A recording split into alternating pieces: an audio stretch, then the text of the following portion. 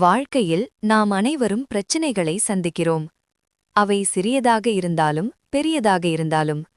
ஆனால் ஒரு விஷயத்தை நினைவில் வைத்துக் கொள்ள வேண்டும். பிரச்சினைகளை தவிர்ப்பதால் அவை தீர்ந்து விடுவதில்லை. மாறாக அவை மீண்டும் இன்னும் பெரியதாக திரும்பி வரும். இன்றைய கதை பயத்தை வெல்ல தைரியம் தேவை என்பதை மற்றும் பிரச்சினைகளை தீர்க்க அவற்றை சரியான மனநிலையுடன் எதிர்கொள்ள வேண்டும் என்பதை நமக்கு கற்றுக் கொடுக்கும்.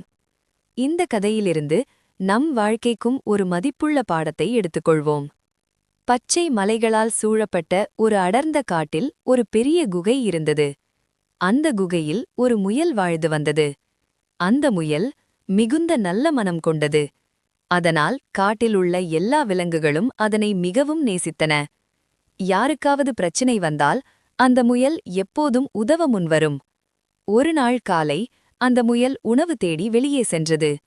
புதிய பழமோ அல்லது ஒரு கேரட்டோ கிடைத்தால் நன்றாக இருக்கும் என்று நினைத்தது. கேரட் அதற்கு மிகவும் பிடித்த உணவு. தினமும் இலைகளை மட்டும் சாப்பிட்டதால் அதற்கு மிகவும் சலிப்பாக இருந்தது. அந்த காட்டில் கேரட் கிடைப்பது கிட்டத்தட்ட சாத்தியமற்றது. ஆனால் அன்றைய நாள் அதற்கு அதிர்ஷ்டமிருந்தது. திடீரென ஒரு கேரட்டை கண்டது. மிகுந்த மகிழ்ச்சியுடன் அதை எடுத்தது. இதை இங்கே சாப்பிடாமல் என் பாதுகாப்பான குகைக்கு எடுத்துச் சென்று அமைதியாக சாப்பிடலாம் என்று நினைத்தது. அந்த எண்ணமே அதனை இன்னும் மகிழ்ச்சியை கொடுத்தது. ஆனால் திரும்பி வரும் வழியில் பிரச்சனை வந்தது. மகிழ்ச்சியில் மூழ்கி பாதையை கவனிக்காமல் நடந்த முயல் திடீரென கால் வழுக்கி ஆற்று நோட்டத்தில் விழப்போனது. அதிர்ஷ்டவசமாக ஒரு மரத்தின் வேரை பிடித்து தன்னை காப்பாற்றிக் கொண்டது. ஆனால் அந்த கேரட் அதன் கையிலிருந்து தவறி ஆற்றில் விழுந்தது. பயந்து போன முயல் கேரட் எங்காவது சிக்கியிருக்கும் என்று நம்பி ஆற்றின் கரையோரம் ஓடியது. ஆனால் கேரட் கிடைக்கவில்லை. அந்த கேரட் நீரோட்டத்தில் அடித்து செல்லப்பட்டு ஒரு ஆழமான நீர்வீழ்ச்சிக்குள் மறைந்து போய்விட்டது. சோர்வும் மனவேதனையும் அடைந்த முயலுக்கு மேலும் உணவு தேடும் சக்தி இல்லை. அது குகைக்கு திரும்பி ஓய்வெடுக்க மட்டுமே நினைத்தது. ஆனால் குகை வாயிலில் வந்ததும் அதன் மார்பு இறுக்கமாகியது. முதன்முறையாக பயம் அதன் உடல் முழுவதும் பரவியது. தொண்டை வறண்டது. நடுங்கும் குரலில் அது கேட்டது, யார் என் குகைக்குள் வந்தது? எந்த பதிலும் வரவில்லை. தைரியத்தை திரட்டிக்கொண்டு அது இன்னும் சத்தமாக கத்தியது, பதில் சொல்லு. அப்போது குகையின் உள்ளிருந்து ஒரு இடியெனும் குரல் ஒலித்தது. நான் ரைனோசரஸின் எலும்புகளை உடைப்பவன், யானையை தூளாக்குபவன். முயல் பயத்தில் நடுங்கி பின்னால் நடர்ந்தது. என்னைப் போன்ற சிறிய உயிரி இவ்வளவு சக்தி வாய்ந்த உயிரியை எப்படி எதிர்க்க முடியும் என்று நினைத்தது. அந்த நேரத்தில் ஒரு ஓநாய் அங்கு வந்தது. முயல் கண்ணீர் மல கேட்டது, நண்பா ஓநாயே, தயவு செய்து உதவி செய். ஒரு பயங்கர உயிரி என் குகையை கைப்பற்றியுள்ளது. நீ அதை வெளியேற்ற முடியுமா என்று கேட்டது. தன்னம்பிக்கையுடன் ஓநாய் சொன்னது, நிச்சயமாக. பெரியவையாக இருந்தாலும் சிறியவையாக இருந்தாலும் எல்லா விலங்குகளும் என் பேச்சை கேட்கும். அது பெருமையுடன் குகை அருகே சென்று உருமியது.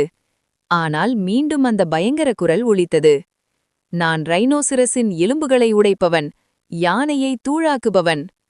ஓநாய் நடுங்கி பின்னால் நகர்ந்தது. இது என்னால் முடியாது என்று சொல்லி முயலிடம் மன்னிப்பு கேட்டுவிட்டு புதர்களுக்குள் ஓடி மறைந்தது. அடுத்ததாக ஒரு புலி வந்தது. முயல் அனைத்தையும் விளக்கி உதவி கேட்டது. ஒரு காணத்தில் முயல் உதவியதை நினைத்து புலி சொன்னது, கவலைப்படாதே, நான் ஓநாயை விட பலசாலி. என் கர்ஜனை மிகவும் சத்தமாக இருக்கும் என்று சொல்லி குகை முன் நின்று பயங்கரமாக கர்ஜித்தது. ஆனால் மீண்டும் அதே குரல், நான் ரைனோசிரஸின் எலும்புகளை உடைப்பவன், யானையை தூளாக்குபவன்.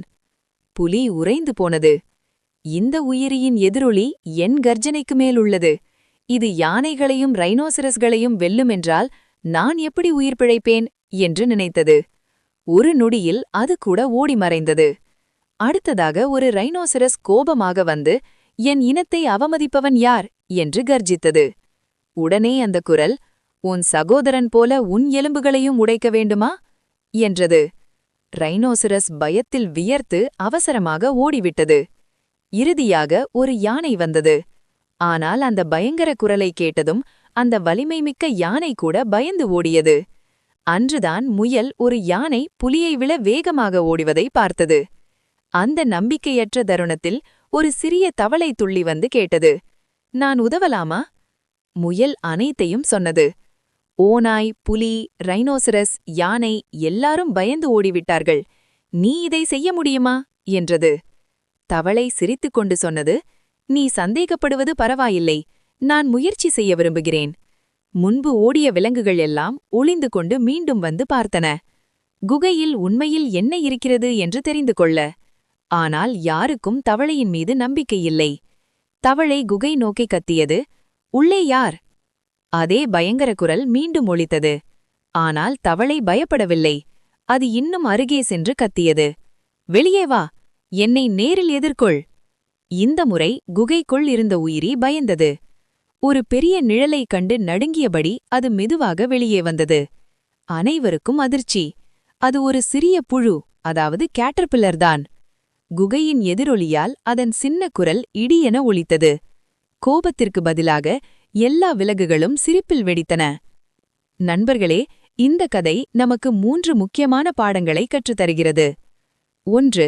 ஆரம்பத்தில் சிறியதாக இருக்கும் பிரச்சினைகளை புறக்கணித்தால் அவை பின்னர் மிகப் பெரியதாக மாறும். 2. பெரிய பிரச்சினைகளை எதிர்கொள்ள தவளை போல தைரியம் தேவை. 3. பிரச்சினைகளிலிருந்து ஓடுவதால் எதுவும் தீராது. ஓநாய், புலி, ரைனோசரஸ், யானை இதை உணர்ந்தன. ஆகவே சிறிய பிரச்சினைகளையும் லேசாக எடுத்துக்கொள்ளாதீர்கள். பெரிய பிரச்சினைகள் வந்தால் அவற்றை தைரியமாக எதிர்கொள்ளுங்கள். ஓடுவதால் தீர்வு கிடைக்காது. இந்த கதை உங்களுக்கு பிடித்திருந்தால் வீடியோவை லைக் செய்யுங்கள். உங்கள் கருத்துக்களை கமெண்ட்ஸில் பகிருங்கள். அடுத்த வீடியோவில் மீண்டும் சந்திப்போம். நன்றி.